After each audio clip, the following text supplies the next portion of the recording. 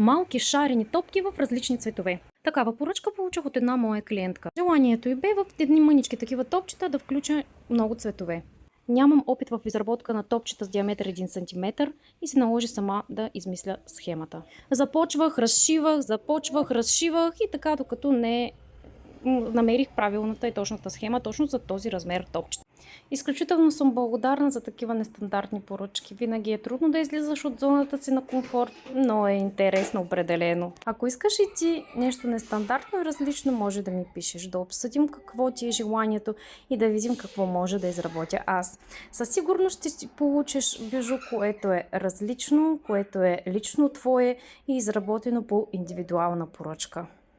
То ще бъде открояващо се и запомнящо се със сигурност.